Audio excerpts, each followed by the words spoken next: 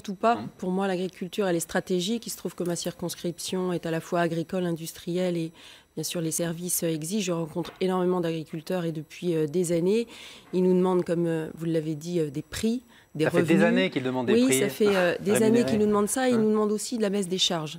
Et que les normes ne soient pas surtransposées. Donc on a fait ce travail à l'Assemblée nationale de faire la liste de toutes les normes surtransposées au niveau européen. Ce qui serait bien, c'est que dans le prochain quinquennat, et assez vite, on puisse prendre sous la forme d'une ordonnance un texte qui permet justement de supprimer toutes ces normes surtransposées. Ce qui nous demande aussi, c'est un meilleur partage de la valeur entre l'agriculteur, l'industriel, la grande distribution. On va en parler justement. Et au bout du compte, c'est le consommateur qui a aussi son mot à dire.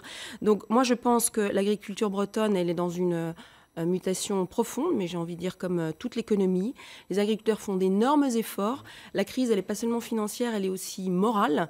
Et je crois que c'est de notre responsabilité, les uns et les autres, à l'Assemblée nationale, de voter des textes qui vont dans le bon sens. Alors, et moi, je m'aperçois qu'il y a de moins en moins d'agriculteurs à l'Assemblée nationale. Ça, à la limite, on le constate.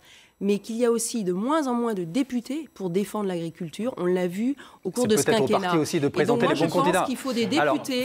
Je pense qu'il faut des députés qui s'y connaissent en agriculture et qui Florent défendent Bachelier, l'agriculture. le gouvernement veut organiser les états généraux de l'alimentation.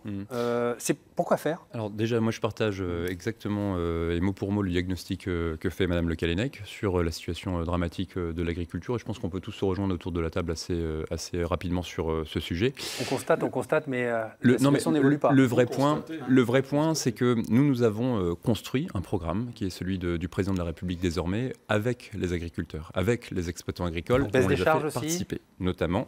Et puis, en gros, pour retrouver l'idée que les agriculteurs ne veulent pas bénéficier de subventions, ils veulent être payés du prix juste du travail qu'ils réalisent.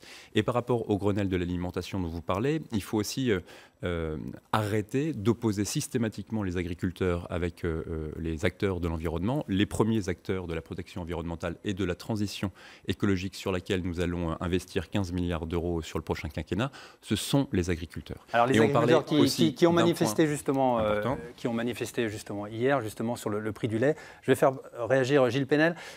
Vous êtes par exemple pour une remise à plat de la fameuse loi de modernisation de l'économie qui institue un peu des rapports de force entre producteurs, distributeurs et fournisseurs et transformateurs. Oui, avant, moi je voudrais dire que, comme l'a dit Mme Le Callennec, il n'y a pas beaucoup de députés, ni des Républicains, ni du Parti Socialiste hier, qui ont défendu l'agriculture familiale française.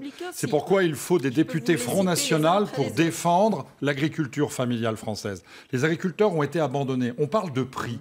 Oui, c'est des prix qu'ils veulent et non plus des primes. Mais qui est responsable de l'effondrement des prix? C'est l'ultralibéralisme. Je vais prendre un exemple, les éleveurs laitiers.